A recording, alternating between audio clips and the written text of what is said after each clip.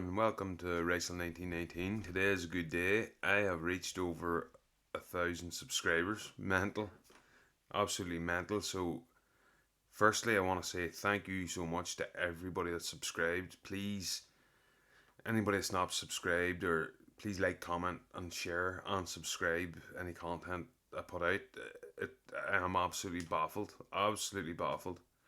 I want to shout out Motta from Imagine Not Being Leeds, because he shouted out me a couple of times last night on his stream, and I saw I definitely saw, as soon as the stream was over and I went across to mine, I saw my subscribers definitely rise. So thank you, Motta.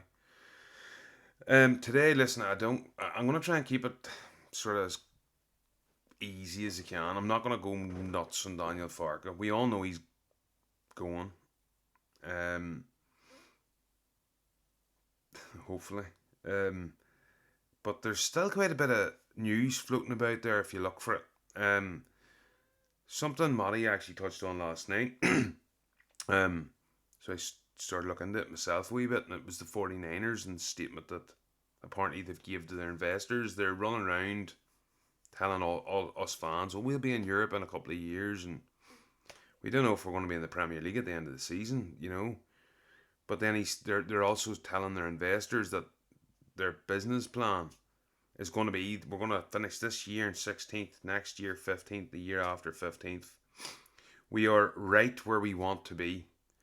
Now, the concern that I have with that is, if that's the case, we're setting ourselves, from board level, we're setting ourselves up for failure.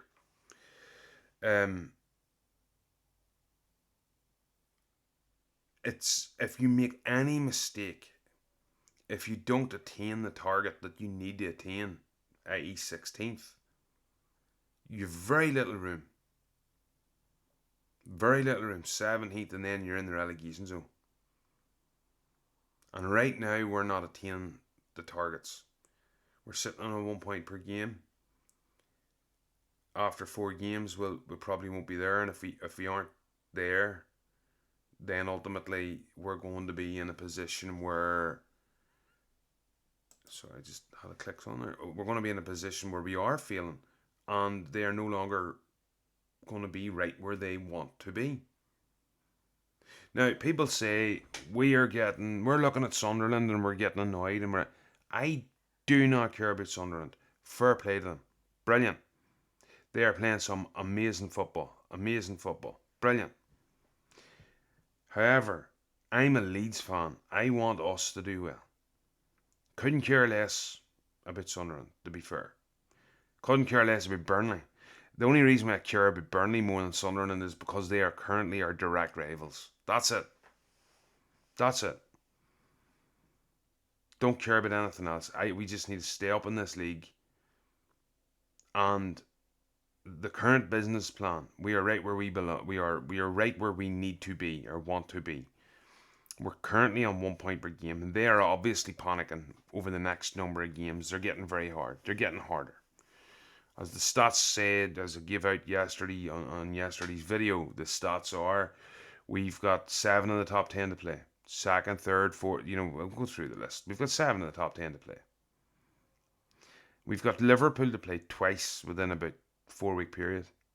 We have United, we've got Chelsea, we've got City, we've got Villa. Doesn't get easy. It's the Premier League. There's no excuse. Doesn't get easy. Simple as that. The thing about it is, we're coming up to a point where we are today's the 14th of November. It's not long to transfer window. You're talking 6 weeks. You're talking 6 weeks. And people are asking questions like, well, have the 49ers got money? Do we believe the 49ers have the money, have what it takes to bring players in that we need to get over the line, to stay up in the Premier League? And I'm going to be honest, I don't particularly trust, not the 49ers. I don't trust Underwood. I think he failed. We have to look at Evans and Underwood in their role in the transfer market. I think they had a very strong beginning, strong middle, we did well from defence and into midfield, and then it just stopped, stalled, nothing. And then we seen the debacle of the different players: El Canus, Buenanote, you know, Pezau, Harry Wilson. We could talk about a number of players. Rodrigo Muniz, 5 players. Whether they were achievable, whether they were ever attainable, that was their judgment. And they failed on at least those 5 that we know of. So my concern going into this window is we need to begin in on the 1st of January with players ready to walk in the door.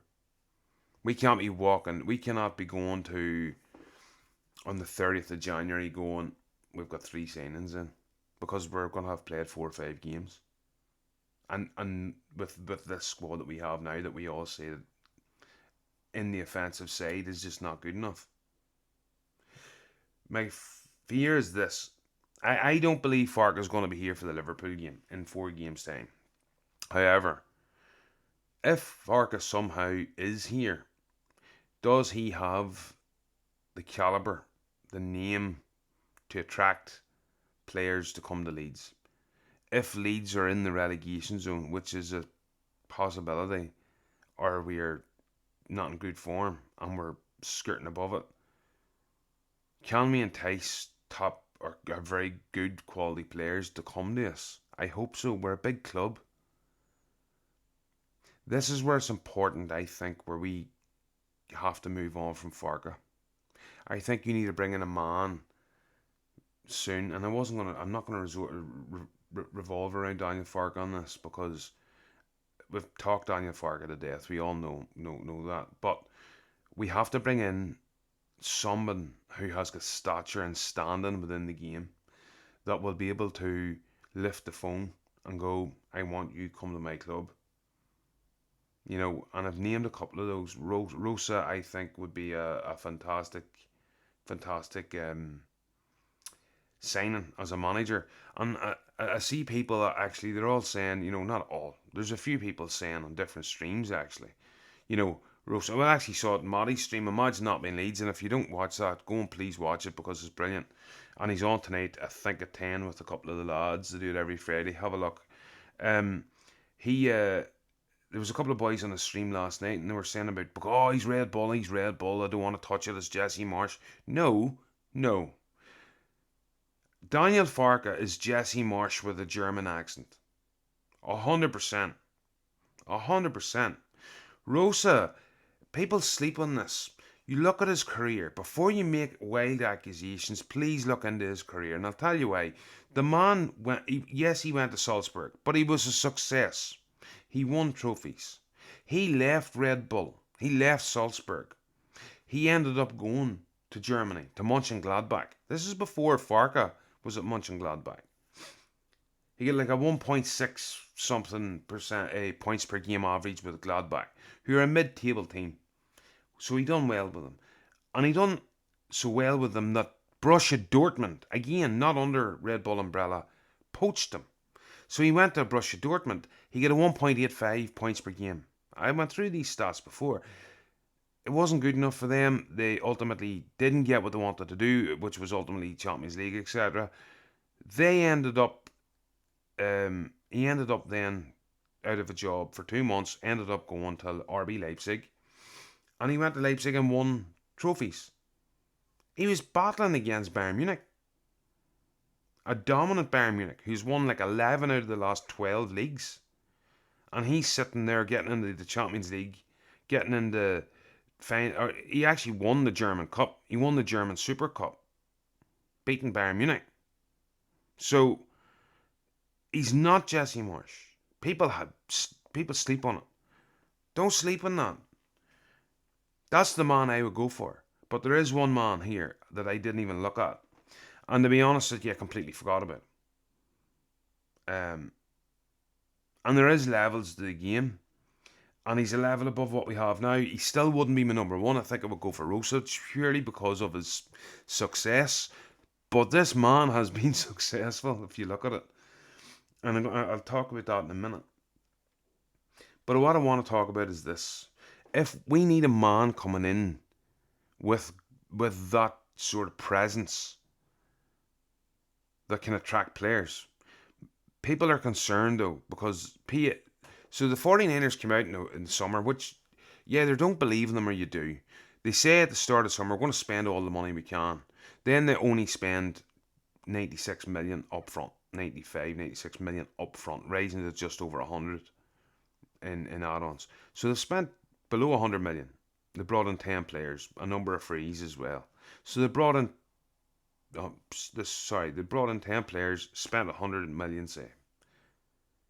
There's no way, and this has been backed up by financial experts on TalkSport and on various different financial newspapers. There's no way Leeds are anywhere near PSR. Leeds United, the 49ers put in 120 million in the summer. This is outside of football. Outside of football, we had been okay with last year's PSR. We came in, we were fine. The 49ers separately put in 120 million into the club. 20 million that apparently went to the stadium. 100 million was going to go to the kitty, the transfer kitty. To me, that suggests that we spent that 100 million in the summer. Now, Red Bull have increased their stake in Leeds United to 10%. They didn't want to go any higher. They were offered more. They didn't want to go any higher. That's fine. But that money is also there. We're also in the Premier League. And when you get to the Premier League, we sign, obviously, sponsorship deals with various clubs, or various big companies, not just Adidas and the like. They all put money in. And if you achieve goals, you get extra money because obviously if Adidas are sponsoring Leeds in the Championship, there's less eyes. But if you're in the Premier League and you're playing 30 games a season live on TV around the world, there's more eyes, there's more money. And the higher up the table you finish, the more money you get. Then the TV money itself, if you add it all together, everything in, Leeds was it 7th or 8th the last time we were in the Premier League, behind the the big six, so-called big six. We are projected to take, this is the biggest TV deal this season, by the way, the biggest TV deal ever signed and agreed to in the Premier League, and we're projected to take anything over 200 to 250 million. That's not including gate receipts, it's not including merchandise, it's not including any of that. We're okay. We are one of the lowest paying clubs in the Premier League actually as well. We're in the bottom third. So we've spent less than 100 million. We have put in 100 million over the summer. We've got one of the smallest paying budgets, one in the bottom third in the Premier League. We've also got one of the smallest squads. So we know we've got room for improvements. I'm not saying we have to go out and spend 200 million. I'm saying you can go out and bring people in on loan. We've got loan spaces. We don't even have a full squad. You know, we have a squad of 24, 4 of which are yeah, 3 of which are goalkeepers. Isn't it? Yeah, 3 of which are goalkeepers. And the other one's Sam Byram. And he doesn't count in the Premier League. So that's a squad really in effect of 19 outfield players. It's crazy. Now, I did see something today, and apparently 4 players are going to be possibly leaving the club, or they'll be free to negotiate. So it's Melia, which we know, Kearns, which we knew, Darlow is able to talk to other clubs as well, and Sam Byram. Let them go. Darlow obviously try and keep him, but the other 3, let them go. You've got Motta in the 21s. He's a very good goalkeeper, can be a number 3. And he doesn't have to be registered because he's an under 21s. So that frees up a space straight away in the seniors. So we have got 4. Say we have 4 spaces in the senior team. I've got a number of people here that I think we have been linked to very recently, that we need to bring in, because realistically, we'll have to do something. Can we bring these men in? I don't know. Do we have the money? I don't know. Will we pay the wages if they're loans? It depends who they are. I want to start with Spurtsan. He plays for Krasnodar, and he's Armenian. He plays in Russia. His stats this season are ridiculous. He can play the left, the right, or the 10. So exactly what we need. He's the captain of his national team, Armenia.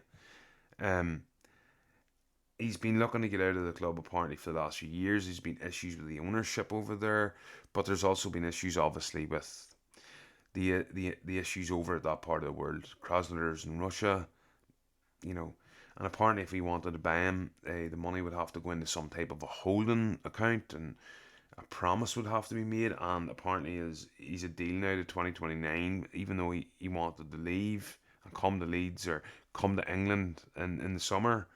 Um, it may not happen. If we could get that to happen, it would be mental. 15 games, 6 goals, 11 assists. What am I always yapping about Dominic Calvert-Lewin? What I'm always yapping. The man doesn't get service. Nemacha doesn't get service. What do I say about Brendan Aronson? The man can't cross. He doesn't cross. Can't beat a man. This man, and this is only the league. If you go and look at his stats the last few years, league, Champions League, Europa League, the whole lot, goals and assists every year. The man's 25, 26 year old. Go and get him. And if it can't be done because of the whole geopolitical thing, move on then. But lift the phone. You were close. Apparently, we were in contact with him in January. Go and get it. Now, I've seen something, and I'd take it with a pinch of salt. However, there's two players I'm going to name: Ivan Toney and Kobe Mainoo. Ivan Toney, he's in Saudi. Apparently, he wanted to come back in the summer. Nobody was touching him. He's on apparently 400,000-500,000 a week. He's just not getting that here. That's generational money, you know. Um, he's not worth it either, to be fair. But he's banging goals in for the last couple of years in Saudi. He wants to go to the World Cup, and if he wants to go to the World Cup, he has to play at a good level, and it's not Saudi. You know, you have Danny Welbeck. You know, obviously you've got Harry Kane, you've Ollie Watkins, you've people like that who are coming back. Marcus Rashford at Barca's doing bits. Danny Welbeck's now kicking for Brighton. Ivan Toney, and then you've got Nkunku. You've got players that, you know, for Chelsea. You know, you have a lot of players there that are going to be well ahead of Ivan Toney if he doesn't get back to England to play. He needs to be under the gaze of Thomas Tuchel, and he has to come back to England to do that. And the reality is, nobody's paying the money unless he comes on loan and they cover his wage. I would be massively interested in Ivan Toney, and we all know the strengths of Ivan Toney. Should he want to come back for a 6 month loan? And to be fair, I would safely say there'd be a number of clubs in the bottom half of the table that would take him. So, um, could be competition in that if he was available for loan. Kobe Mainoo, apparently United are reluctant to let him go on loan. He is not happy. He wants to go on loan because of the World Cup year. He is not going to make the squad, and Leeds are one of the teams linked. There are a number of teams linked to him, but we need central midfielders. We need to refresh in there. We need better quality. I think if a player like a Kobe Mainoo come into us, and people can say he's from scum and all the rest, but listen, if he comes in, it's not who does he come in for, it's who plays alongside him. That's what it is. He's an England international. He's different level to probably all of our midfielders. He's that steel and that spine up the middle of the team would be it would be much needed. He's small centre of gravity. He's powerful, and he can play in the 4, the 6, or the 8, and he's also played in the 10. Quickly into Peter Zielinski. Peter Zielinski is an Inter Milan central midfielder. Now, some people might not know who he is, but he's not playing a lot of games. He's played 8 games this season. He's got 1 goal, 1 assist in the league. He's a central midfielder, but he's not playing a lot of minutes. He's got 8 appearances, but not a lot of minutes. He's got like 110 minutes in the league, and he needs to be playing to go to the World Cup for Poland if they get there. I think it's a no-brainer because he wanted to leave in the summer. They wanted to keep him. They promised him a wee bit more time, and he's not getting it. So and we were linked to him in the summer. Apparently, we were linked to him as a central midfielder, and would have been stacking him rather than him and stacking Longstaff, I believe. Um, but it would be ideal for him to come in. He's 31. He's strong. He's mobile. He's got experience playing in a big atmosphere at Inter Milan. Last year they were in the Champions League final. I think that would be a very good signing. Again, even if you got him on loan to the end of the season and tried to make a deal that if it stayed up, you had a obligation to buy. And people say, I don't want a 31-year-old. Just look across the Sunderland, look across the Granit Xhaka, look at the difference that a man that has got that experience that can bring to not just to the team but to the club. The one that excites me though, like I seen this in X and I didn't really I didn't think much of it. So I was like, okay, I'm gonna leave it at that. I don't want to get into it because I don't know him. And then I started to look about it, and then I realised Jer actually named him 2 days ago on Jer Lynch. That is on the View. If you look at Jer's podcast, he actually talks about this. I only saw it yesterday on X, so I'm not a good fan, obviously. But his name is Plato. He's from Flamengo, and he's an attacker. One of my major concerns actually was because of the journal that I had actually seen it coming from. I didn't know whether or not the journal was it just going to be one of those ATKs or was it going to be a reputable journal. So I spent yesterday, and that's why I didn't put it on yesterday. I spent yesterday actually speaking, or sorry, looking into the journal after I put out the video. And yeah, it's Paparazzo Rubero Negro, who that's his actual online alias. He's an independent journal, but he's worked for big publications in Brazil. He's primarily based with Flamengo, speaks to the club close. He's like a Phil Hay of Flamengo, only he has got a lot bigger following throughout the country of Brazil. And I guess he would probably be their David Ornstein type figure. He's quite reputable. So that's why whenever I started looking into it and then going into other Brazilian clubs and seeing that he was speaking about a lot of clubs in Brazil, not just Flamengo, I was like, this boy's legit. So Plato, I was like, okay, what's this lad? Like, I know nothing about him. All I knew that he was Ecuadorian. But what I do know now is that he's a right winger. He's Ecuadorian. He's 25. 24 appearances, 4 goals, 1 assist. That's this season out of 32 games. Now, he hasn't played every game. He hasn't started every game. He started 41%. This is all in Transfermarkt. However, he's 25. He's an Ecuadorian international. He's got 45. Now, he's a winger, remember. So he's got 45 games and he's got 8 goals. He can also play on the left and he can also play as a striker. So, primarily a right winger, can play in left and right, and his current value, going by Transfermarkt, so you can take that with a pinch of salt, current market value, €8 million. €8 million. His contract expires in 2029. To me, it's a no-brainer. We need a right winger. He looks like an attacking right winger. I looked into him slightly. Like this, like World Cup, he's played 3 games for his country. Sorry, World Club Cup, he's played 3 games for Flamengo and he got 2 assists. In Brazil, he got another assist in the Brazilian Cup. He got 2 assists in the Copa Libertadores, which is their version of the Champions League. And then the Campeonato Carioca, he's got 8. I don't know what the hell that is, but like he's played 15. There's been 15 games and he's played 8 of them. He's got 1 goal, 3 assists. So it's like he's got plenty of experience. He's 25 years old. Why can't we just go and get him? Now, we're going to come up against a stumbling block if this is legit. Now, the reason why I report this on here is because I do believe it to be quite legit. Purely because of the journal that is reporting it out of Ecuador. Or sorry, out of Brazil. So, before I do this, I'll go into his international. So his international, he's played 25 games in the World Cup qualification. He's got 5 goals, 3 assists in 25 games.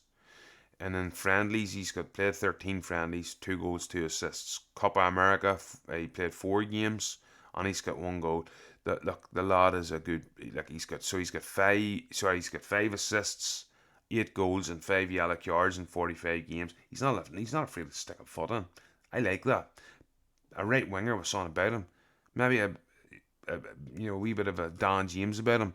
Now, he's 1.78, so he's taller than Don James. He's probably about 5'10", 5'10", 5'11", so he's a wee bit bigger than Don James. But what, you imagine then 2 men being able to switch. Okafor. We need somebody to replace Okafor. That's the next thing, because we can't have Brendan Aronson out there. I don't want to have another breakdown. So please, please, please, 49ers, I'm not going to talk to Daniel because he's going to be gone. I'm saying my prayers every night that Daniel Farke is not going to be at the club. But 49ers, please, please just take him away. Take Brendan, let Daniel Farke go to Norwich, and let's get Brendan Aronson go to Norwich as well. If Brendan's out there and he's watching, by the way, Norwich is a beautiful town. East Coast, it's absolutely gorgeous. This time of year, you'd love it. Anyway, stumbling block with Plata is this. There are 3 English teams and a Brazilian team that are linked to him. There's us, West Ham and Bournemouth. There is Flamengo, which is the reason why he is reporting on it, because this guy actually plays for Cruzeiro. Am I wrong or right in that? I want to check that.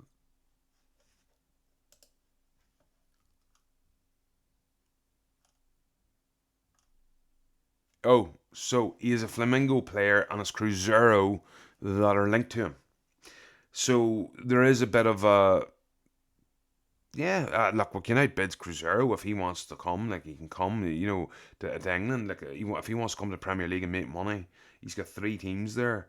Now, I would suggest if West Ham are going for him, we need to beat them to him. We need to be able to sell our project to him more than Bournemouth. We're a bigger team than both of them. So we need the 49ers to really go to town on trying to sell this project to this man. Because, and if it's true, and it's not just him, it's any future signings, any of these people, and we may not be involved in any of these, but there's absolutely no reason why we can't be in for them. There could be a number of other players that we're in for, but there's absolutely no reason why we can't be in for any of these that I've already mentioned. Anyway, so let's move on. The man that I wanted to talk about really, management wise, is, and we've all spoke about him, or I think quite a lot of people have spoke about him, is Thiago Motta. There is good and bad. Again, I try to be as balanced as I can. I've spoke about numerous other managers. I've seen people online saying Curtis Corbyn's basically saying to deal with Leeds and all that shite. But look, as I said before, we'll know when we know. We will know when we know. There's no way that's happened. But Thiago Motta, as a player, I'm going to look at him as a player because it's not always important, but in relation to this man has got he's got a stellar career. So he came through the youth at Brazil. He's Brazilian, Italian passport, played for the Italian seniors. Played 30 games for the Italian national team. 2-time Champions League winner. 2-time Spanish La Liga winner. 1-time Italian League. 5 times French League. And 1 FIFA World Cup winner with Italy. What a career as a player he has. What a career. Now, his management is not... I'm not sold on Thiago Motta. I get what people say. The more I looked into them, I was like, no, not for me.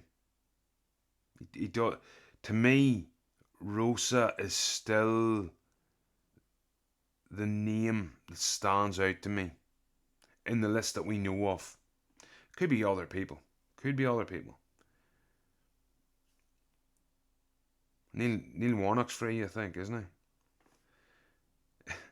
PSG under 19s. That's where he started. So he finished as a player at PSG, and he then went into the under 19 as management.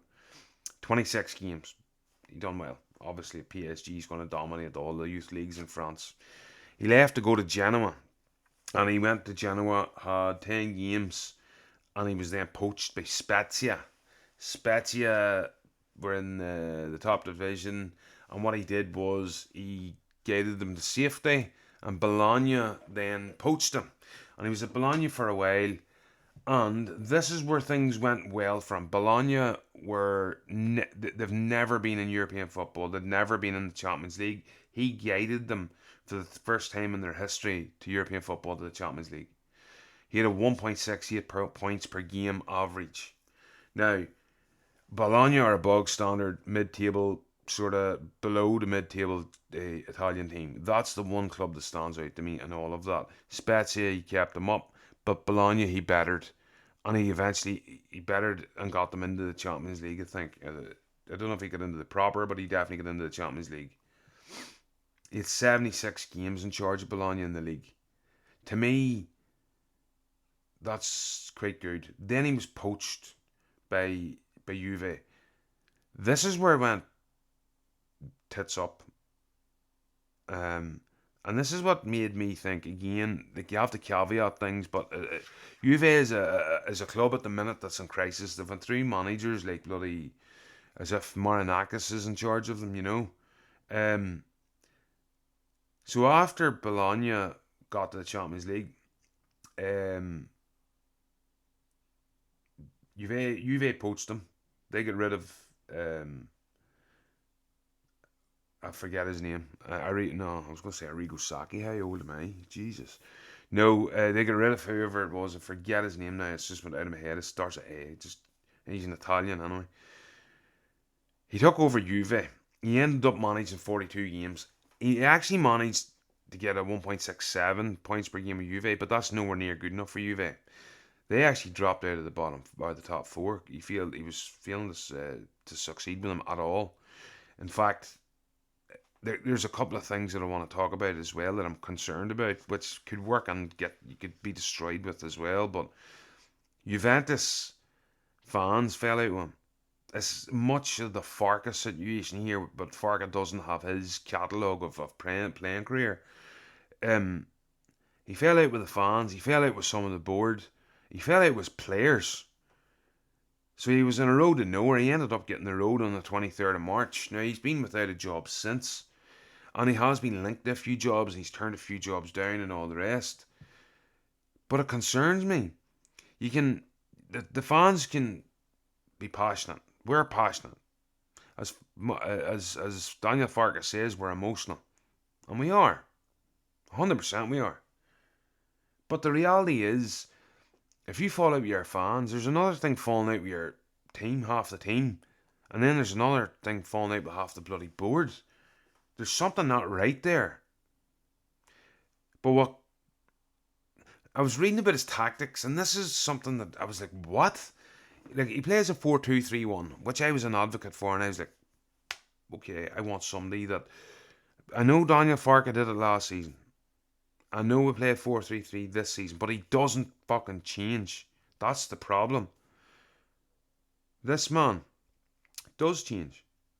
However, he doesn't change to a 4-5-1. He doesn't change to 5-4-1. He doesn't even change to a 3-5-2. He changes to a 2-7-2. I.e., he plays one goalkeeper and a central defender and pushes every fucker forwards to press in the high press. It's almost like Bielsa-esque craziness. Now, it didn't work with Juventus. He did it with Bologna. He did play a 4-2-3-1. It depends on opposition. He did play a 4-3-3 as well. It depended on the opposition.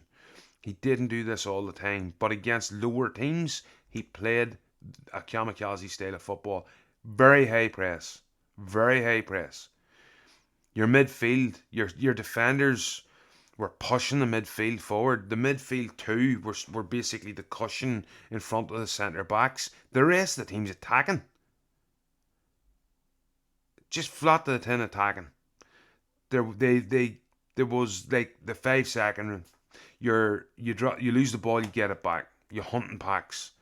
There's an organised chaos. You know what you're doing, but the other team doesn't. The problem with it is when he came up against, when you don't have the players to do it or they don't buy into it, you're going to be unstuck, because with a 2-7-2, even if you drop your two midfielders back and the centre back and you've got four, you're getting overrun down them wings. So they got picked off.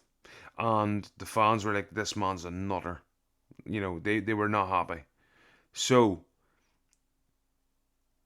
part of me is intrigued.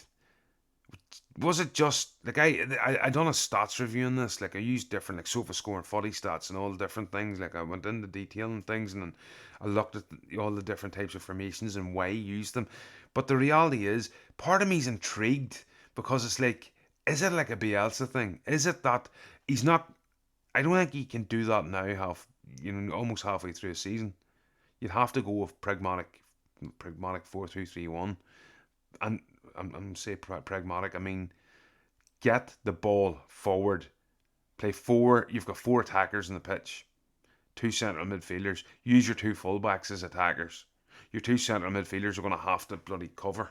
You need athletic men in there in the Premier League, especially against the teams that that are at the level of us.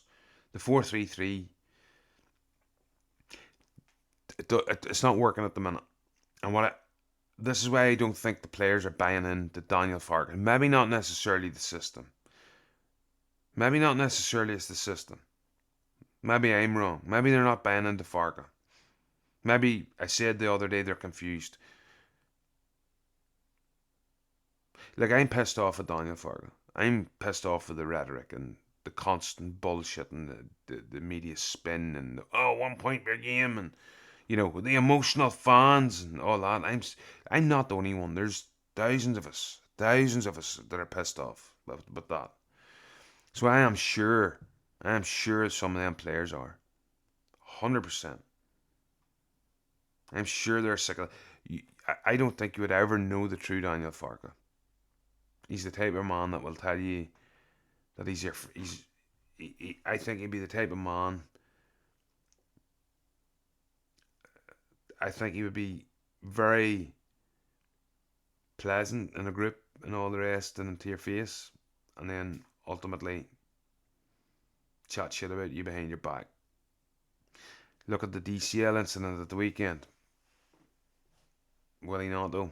He's fit and he cares. He cares. Daniel Farke cares the DCL. I may be wrong, but am I? Or has someone told me? I don't know. Maybe wrong. Listen,